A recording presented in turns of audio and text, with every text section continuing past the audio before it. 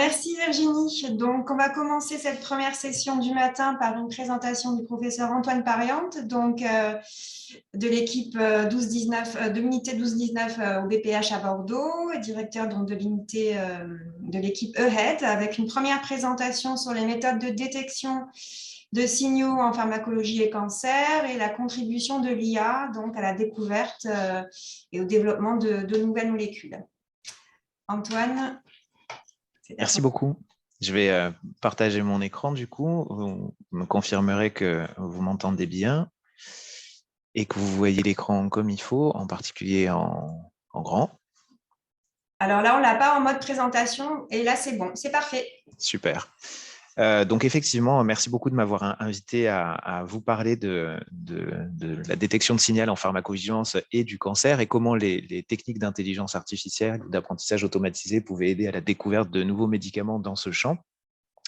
D'abord, je vous présente mes liens d'intérêt. J'en ai quelques-uns qui ne sont pas industriels, qui sont institutionnels, mais qui existent. En particulier, je reçois certains financements de l'Agence nationale de sécurité du médicament. Donc, évidemment, j'ai une certaine communauté de pensée avec eux, que ce soit objectif ou subjectif.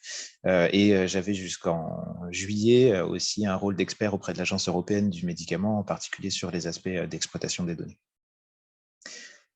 Dans la présentation que je vais faire, ça va être plus sémantique que mathématique d'une certaine manière, mais parce que le sujet effectivement nécessite un certain nombre de clarifications, en particulier sur ce qu'est la pharmacovigilance, ce qu'est la notification spontanée, la détection de signaux dans ces deux champs-là, comment ça peut être étendu au repositionnement de médicaments, à la découverte de médicaments, et ensuite comment l'intelligence artificielle peut avoir un rôle à jouer là-dedans, en particulier dans le champ du cancer. Donc, si je reprends par le premier concept, la pharmacovigilance, donc l'objectif de cette mission de surveillance du médicament, c'est la détection précoce de signaux de sécurité, les signaux de sécurité étant des hypothèses d'association entre un médicament et un événement. Et vous voyez déjà que dans ce concept, il est tordu par rapport au sujet qui m'était proposé, qui était pharmacovigilance et détection de médicaments à indication thérapeutique dans le cancer, puisque l'objectif de la pharmacovigilance, c'est des signaux de sécurité, donc des signaux qui sont liés à des effets indésirables, et pas théoriquement à des effets bénéfiques ou potentiellement intéressants sur le plan thérapeutique. L'autre chose à comprendre du coup, c'est que évidemment, en adéquation avec cet objectif de détection de signaux de sécurité, la pharmacovigilance, elle est basée sur un principe qui est l'utilisation d'informations qui émanent de cas, d'événements indésirables qui sont survenus chez des patients et pour lesquels on se demande si un lien existerait individuellement au début avec la prise d'un ou plusieurs médicaments. Et ces cas sont notifiés au système de pharmacovigilance, sont rapportés à ces systèmes dans un processus qu'on appelle la notification spontanée. Et la notification spontanée, ce n'est pas quelque chose qui est tout à fait parfait, ni immédiat, ni simple sur le plan du processus. Donc, j'ai essayé de représenter un petit peu les différents acteurs de ça. Ah, mon Dieu, si jamais ça s'anime tout seul, ça va être une catastrophe. Mais en fait, c'est un patient qui va prendre contact avec un centre expert, lequel va contacter éventuellement les professionnels de santé qui ont pris en charge le patient pour pouvoir constituer un dossier médical qui va être complété d'un ensemble d'informations. Et c'est sur la base de ce dossier médical complété d'un ensemble d'informations que vont être prises différentes décisions. Soit on va considérer que ce cas en lui-même est dit cliniquement marquant, c'est-à-dire que vraiment il pose une forte hypothèse de relation entre la prise du médicament et l'effet notifié, et ça va faire l'objet d'un signal qui va être relayé aux autorités de santé, soit ce ne sera pas le cas sur le plan individuel, et à ce moment-là, ce cas va être utilisé pour nourrir des bases de données de notification spontanée qui, elles, seront exploitées dans un second temps pour essayer de dénicher ou de détecter des signaux de sécurité avec des méthodes statistiques. Donc vraiment deux approches différentes qui partent tous de l'exploitation de notifications spontanées de cas, c'est-à-dire de la survenue d'événements indésirables chez des patients, survenue indésirable d'événements pour lesquels on se pose déjà la question d'un rôle du médicament, donc quelque chose que le médicament aurait créé. Et c'est important pour la suite. Alors, cette notification spontanée, elle croît au cours du temps. Ici, je vous ai représenté ce qui est notifié ou le nombre de cas qui sont rapportés annuellement au Centre français de pharmacovigilance. Et il y avait une pente de croissance à peu près linéaire entre 2010 et 2020. 2021 a un petit peu changé les choses avec l'arrivée des vaccins contre la Covid et une vague de notifications d'événements indésirables extrêmement importantes associées à la campagne massive de vaccination contre cette infection. Qui donne un petit peu de travail dans les centres de pharmacovigilance, mais qui modifie aussi complètement le contenu des bases de notification spontanée et le traitement qui doit en être fait. Et j'ai représenté ici ce qui étaient les volumes de notification annuels pour la pharmacovigilance française dans la base de données de l'Organisation mondiale de la santé, WHO, qui s'appelle Vigibase, et auquel on peut avoir accès sur requête ou en faisant des partenariats justement avec des centres de pharmacovigilance, qui soient français ou étrangers. Il y a à peu près 30 millions de cas qui sont recensés depuis l'ouverture de la base. Voilà, ce qui émane d'un peu plus de 180 pays. Et ce qu'il faut bien comprendre sur ces cas, c'est que le contenu de ces bases ne représente absolument pas tout ce qui est survenu chez les patients, quelle que soit la relation possible avec le médicament. Ça représente uniquement une partie de ce qui est survenu et pour lequel le déclarant, celui qui est à l'origine de la notification, a soit attribué un événement à un médicament, qu'il ait eu raison ou tort d'ailleurs, soit il s'est posé la question d'un rôle du médicament dans la survenue de l'événement. C'est très important aussi dans la perspective suivante, qui est celle de la détection potentielle de signaux qui pourraient être associés à des effets thérapeutiques. Et on va voir qu'il y a plusieurs approches qui ont été utilisées pour ça, et que certaines sont probablement pertinentes et d'autres le sont probablement moins. Alors, la détection de signaux sur ces bases de données, je ne pouvais pas tout détailler, bien sûr, dans cette présentation, mais c'est assez simple, globalement. Donc, c'est de la fouille de données au début. Il y a beaucoup de méthodes avec des performances qui sont assez similaires. Et le principe de toutes ces méthodes qui sont regroupées sous une désignation commune d'analyse de disproportionnalité, c'est de savoir si la notification globale d'événements indésirables pour un médicament comprend ou intègre plus de cas d'un effet donné que la notification globale pour les autres médicaments. Ça fait du coup l'hypothèse de fond que la notification d'événements indésirables, elle est identique entre tous les médicaments, sauf à ce qui seraient leurs effets indésirables spécifiques. Cette détection de signaux basés sur les données et du coup qui utilisent des techniques statistiques variées, elle est vraiment génératrice d'hypothèses. Pourquoi ça ne va pas au-delà et pourquoi ça donne lieu d'ailleurs à un bruit assez fort dans la détection de signaux? Parce que la notification spontanée, elle comprend des biais multiples. Certains sont très bien connus, le fait que tous les événements ne sont pas rapportés, donc la sous-notification. Ce qui est moins mis en avant quand on parle de sous-notification en pharmacovigilance, c'est le fait que cette sous-notification, le fait que tous les effets indésirables déjà ne soient pas rapportés et tous les événements indésirables, tout ce qui s'est passé de désagréable chez les patients, qui ait un lien ou pas avec le médicament, non seulement c'est pas rapporté, mais en plus c'est rapporté de manière inégale entre les médicaments, entre les événements et entre les périodes, avec en particulier des fortes fluctuations de notifications qui sont liées au phénomène de médiatisation. Les vaccins contre la Covid, c'en est un exemple particulier et on peut suivre les mentions d'effets indésirables potentiels dans les médias dans les vagues de notifications qui suivent dans les semaines suivantes. Et puis, dans les autres biais qui affectent ces signaux détectés par ces méthodes automatisées, il y a le fait que finalement, c'est des méthodes qui sont assez simplistes sur le plan statistique et qu'elles ne prennent pas en compte ou peu en compte le fait que finalement, les médicaments ils sont donnés à des patients différents, avec des risques différents, et que de ce fait, faire l'hypothèse que tous les médicaments ont un même profil de notification d'effets indésirables, c'est une hypothèse assez forte, sachant qu'ils sont donnés à des personnes qui sont théoriquement pas supposées avoir les mêmes types d'événements de santé dans la vie. Mais enfin, bon an mal an, ça fonctionne pour le rôle que ça a.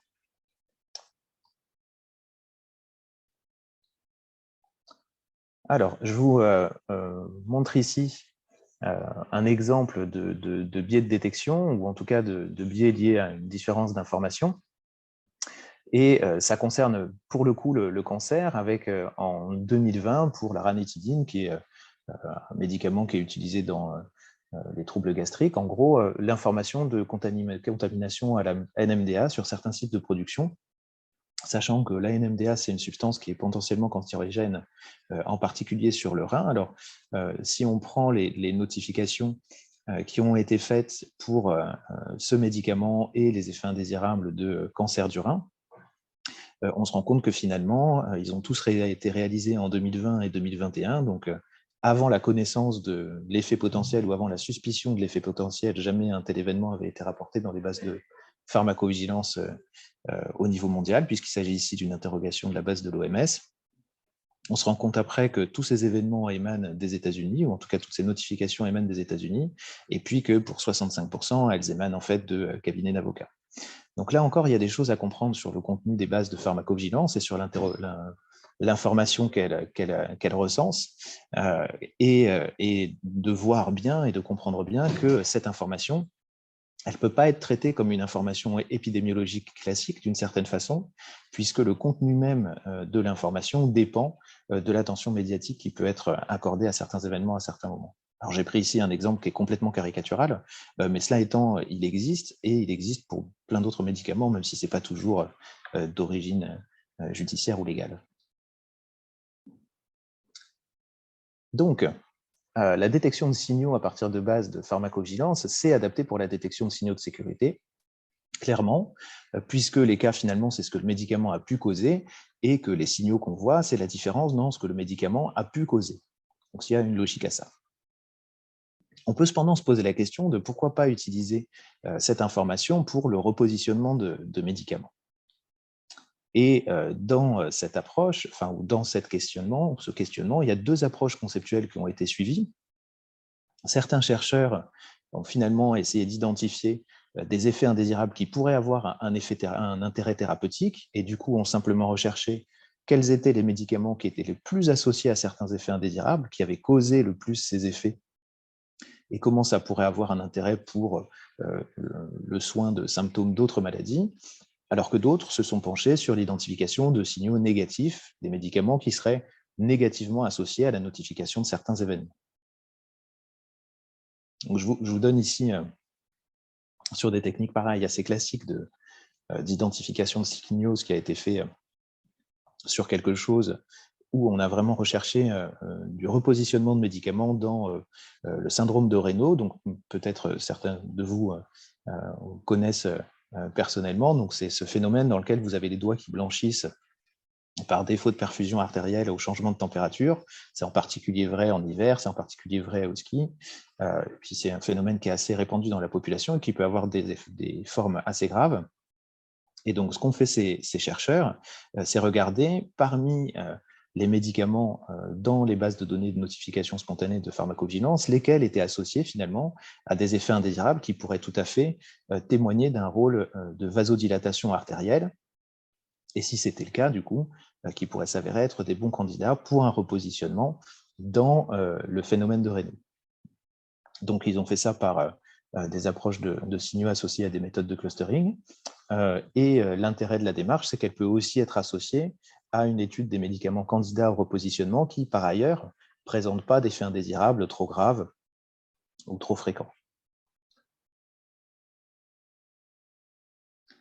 À l'inverse, et suivant l'autre approche, il y a des chercheurs donc, qui ont regardé quels étaient les médicaments qui étaient associés négativement à la notification d'effets indésirables particuliers. Donc ici, c'est une autre équipe japonaise qui a utilisé plusieurs approches. Donc c'est extrêmement séduisant sur le concept, une approche multisource et avec plusieurs techniques analytiques intégrées pour identifier des médicaments qui pourraient avoir un rôle protecteur dans les maladies inflammatoires de l'intestin.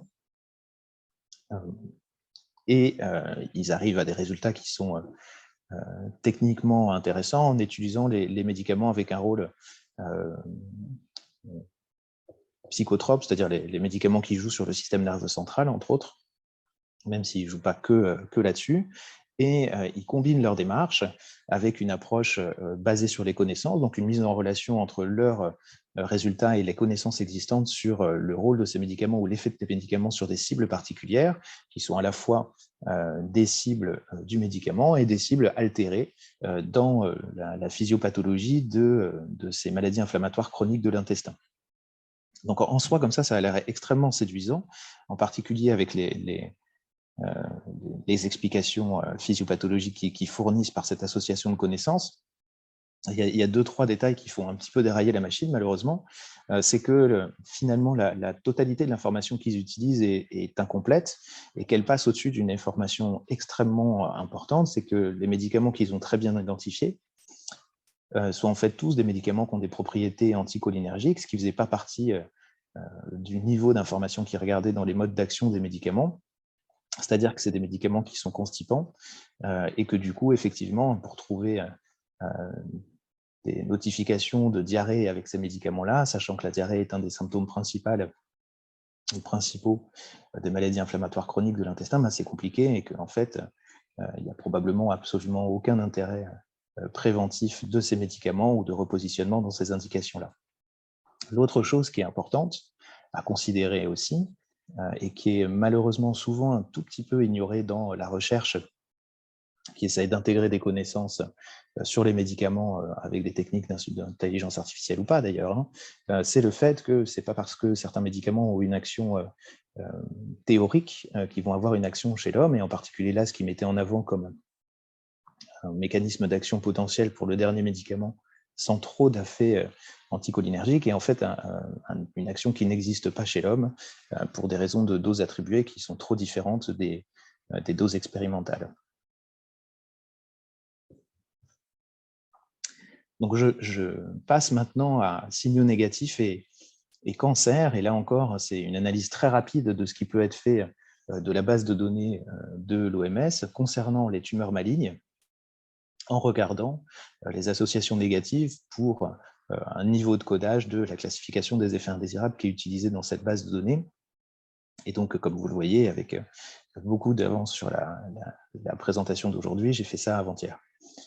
Et ce qu'on retrouve comme médicaments très négativement associés au cancer de la prostate, au cancer du sein ou au cancer de la vessie après, c'est des médicaments, j'ai fait juste le détail pour les 3 premiers, qui en fait sont pas préventifs de la survenue de ces événements, mais sont prescrits d'une manière ou dans une population qui n'est pas exposée au risque de l'événement. Ce qui explique la difficulté d'utiliser des signaux négatifs pour le repositionnement de médicaments à partir des données de pharmacovigilance. En particulier, le premier médicament ici, donc c'est un contraceptif féminin, il est négativement associé à la notification de cancer de la prostate, vous comprendrez aisément pourquoi. Le deuxième médicament, c'est un médicament topique, c'est une crème dans le traitement de l'acné, qui n'est pas associé à un risque de cancer du sein. Voilà. Le troisième, c'est un vaccin chez l'enfant qui n'est pas associé à la déclaration de progression de tumeurs malignes, etc., etc., etc. Donc là encore, probablement, les approches basées sur les signaux négatifs ne sont pas les plus adaptées, étant donné la nature de l'information. Alors, et l'intelligence artificielle là-dedans. L'apport fort potentiel de l'intelligence artificielle, c'est de dépasser le cadre classique de détection de signaux, que ce soit en pharmacovigilance sur les données que je viens de présenter ou sur d'autres sources de données. La manière classique de générer des signaux, c'est de considérer un couple médicament ou code de médicament ou code d'effet. Et il y a d'autres approches qui sont possibles et qui sont en développement. Le fait déjà d'essayer de trouver des approches syndromiques, finalement du clustering de codes d'effets qui combineraient ou qui auraient un même profil et qui pourraient s'associer à un médicament sous autre chose qu'un seul événement. La même chose pouvant être faite sous l'angle du médicament, en disant finalement, ce n'est pas nécessaire de chercher un effet pour un seul médicament, mais on pourrait trouver des parentés médicamenteuses par des profils d'effets indésirables communs en dehors de ce qui est déjà connu. Et c'est en particulier ce que font des approches de type graphe de connaissances avec des approches de type chaînon manquant, en gros. Et puis, il y a également dans les détections de signaux la possibilité d'agir en invoquant autre chose que simplement l'association de fréquences, mais aussi en essayant d'intégrer dans cela l'information concernant le délai de survenue qui serait plus répartis de manière aléatoire s'il n'y avait aucun lien entre un médicament et un événement, mais qui aurait pour le coup un pattern spécifique pour certains médicaments et certains événements. Et enfin, évidemment, ce qu'il faut et ce qui sera pour moi beaucoup plus le terrain de jeu de l'IA dans le repositionnement de médicaments, c'est l'utilisation d'autres sources de données. Et en fait, c'est là qu'elle a été le plus utilisée en dehors de la simple reconnaissance d'événements indésirables. Parce qu'effectivement, la première chose qui a été utilisée, c'est le traitement automatisé de la langue pour regarder si on était capable d'identifier d'autres événements indésirables sur d'autres sources de données, en particulier textuelles, en particulier sur les médias sociaux. Et dans ces approches-là, avec un certain enthousiasme initial, on a réalisé après coup que ça ne marchait pas très bien. Ça marche uniquement, en fait, à ce jour, pour identifier ce qu'est un effet indésirable qui a été communiqué sur Internet, on va dire, mais pas pour faire l'association de ça avec un médicament dans une optique de détection de signaux. Au-delà de ces sources-là et des bases de données de pharmacovigilance, il va aussi y avoir les bases de données médico-administratives, type sécurité sociale par exemple, ou les entrepôts de données hospitaliers. Et c'est là que les approches d'intelligence artificielle ont pour le coup, pour l'instant, montré un aspect le plus prometteur possible. Je vous mets ici un papier qui a été fait par Marianne Morel sur le convolutional LCCS. Le SCCS, c'est une technique classique de détection d'associations, ici employée différemment, appliquée au cancer de la vessie, avec des bonnes performances pour cette indication-là, donc d'une manière très ciblée, mais avec un intérêt qui était de faire varier considérablement les possibilités de fenêtres à risque sans rien déterminer a priori. Une autre approche à peu près comparable d'une certaine façon, utilise aussi la technique du SCCS pour la découverte d'effets indésirables. Effets indésirables, on reste sur quelque chose de négatif. Ici, appliqué d'une manière un peu moins ciblée à un ensemble d'associations médicaments-effets indésirables qui étaient déjà connus, avec des performances qui sont assez correctes en termes de sensibilité, ce qui est très bien, mais sensibilité ne dit pas spécificité, et pour la détection de signal, c'est des baisses de spécificité, ça veut dire bruit, et c'est quand même un enjeu majeur, donc il va falloir travailler sur cet aspect. Enfin, et pour finir, en conclusion, l'IA ou la science des données et ce qu'on peut en faire derrière, quelles que soient les techniques, c'est d'abord connaître les données.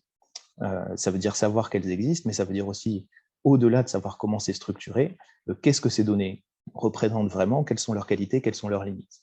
Et de ce côté-là, l'IA en pharmacovigilance, c'est à l'étude, d'abord pour la détection de sécurité dans les bases de données de pharmacovigilance, ensuite pour le repositionnement de médicaments sur ces bases de données à partir d'approches basées pas sur des signaux négatifs, mais sur des signaux positifs d'effets qui pourraient finalement être intéressants en thérapeutique, et enfin probablement dans les deux objectifs sur d'autres bases de données type SNDS, assurance maladie. Je vous remercie.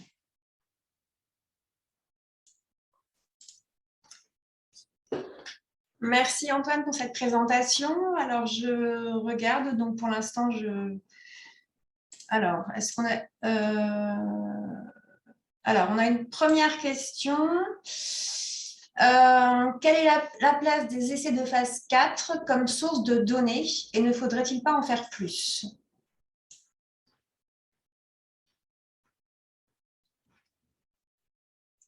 Si, bien sûr, pour l'instant, et c'est d'ailleurs complètement en évolution comme champ, hein, le fait que les essais de phase 4 ou ce qui est considéré comme la real world evidence viennent de plus en plus appuyer les dossiers de demande d'enregistrement de nouveaux médicaments ou de nouvelles médications, c'est quelque chose qui est en ce moment fait l'objet de nouvelles recommandations par l'Agence américaine du médicament et par l'Agence européenne aussi.